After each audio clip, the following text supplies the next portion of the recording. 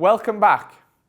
The previous videos summarised how children grow and develop in 4 key areas: social, physical, emotional and cognitive, otherwise known as the SPEC model. This video will look at the implications of how children grow for talent identification and development. Talent identification and development systems have become popular in recent years. These systems aim to help find and nurture young athletes into the sporting superstars of tomorrow. Talent identification is the process of finding individuals with the potential at an earlier age to become elite performers in the future. This often involves coaches and scouts observing sporting performance to decide on a player's potential. Talent development systems provide athletes with a suitable learning environment to accelerate and fulfill their potential. This learning environment is often supported by higher quality coaching, enhanced training and competition, and other support services like strength and conditioning and medical support.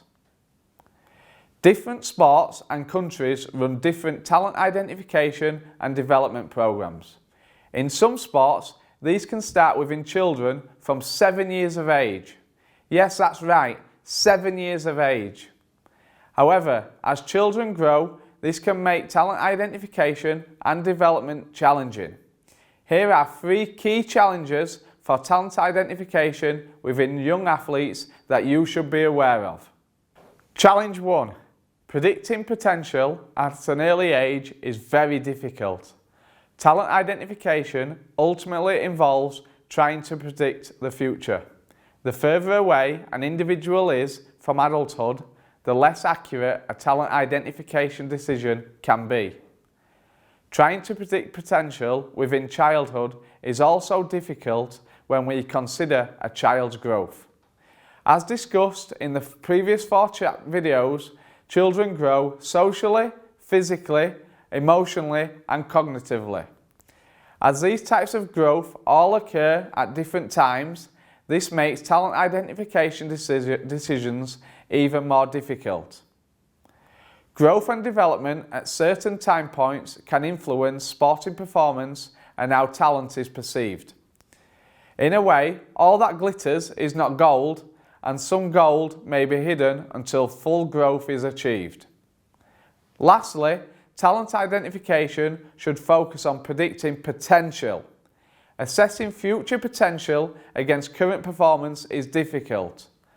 What does potential look like?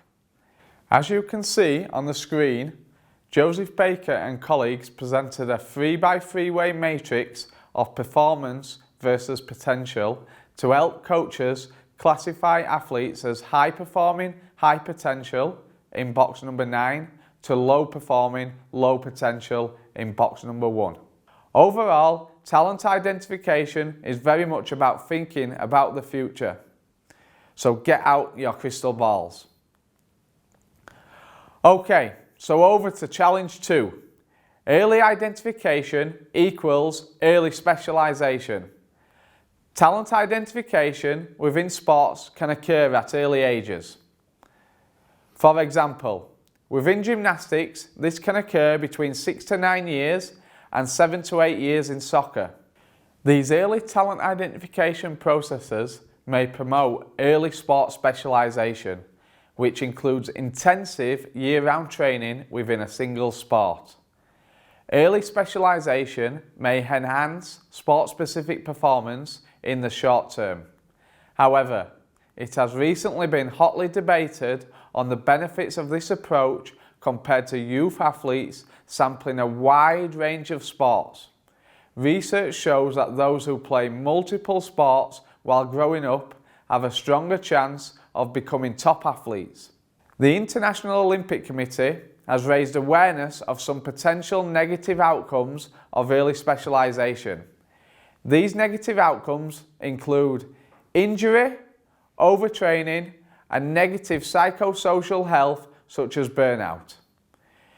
Therefore, although early talent identification may have some benefits to sports, In the interest of the health and well-being of young athletes, coaches should consider the potential negative impact of such early talent identification programs before deciding this is the way to go.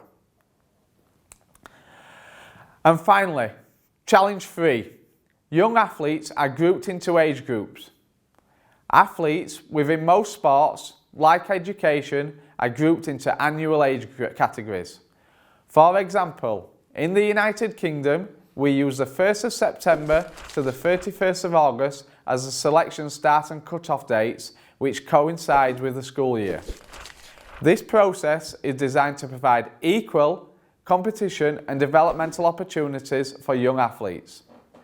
From a talent identification perspective, this process should allow equal opportunities for athletes to be identified. However, this fails to consider the chronological age differences between individuals within an annual age category, otherwise known as relative age. For example, if we consider 2 children, one born on the 1st of September and the other born on the 31st of August, there is a 364-day difference in age, but they will play in the same age group. These differences have resulted in what is known as the relative age effect. The relative age effect is the short-term and long-term participation and development consequences resulting from these differences in age. Ultimately, young athletes can be advantaged or disadvantaged within talent identification and youth sport based upon their birth date and the dates used to create annual age groups. The relative age effect is very common across children's sport and talent identification programs. See the graph here, which shows relative age effects in UK Rugby League's talent identification system. 55% of players selected into their national programme at 13 to 15 years were born between September and November. These relative age advantages or disadvantages are a result of the likely enhanced growth of relatively older individuals. The advantages may not only be physical, but also cognitive, social and emotional. Remember the SPEC model. To summarise, it is vital coaches understand how children grow and develop and the impact this has on the need for and impact of talent identification and development systems. Now it's time for you to think about how this plays out in your coaching context. Please move on to the reflective activities and remember to download the study guide for further information. See you soon.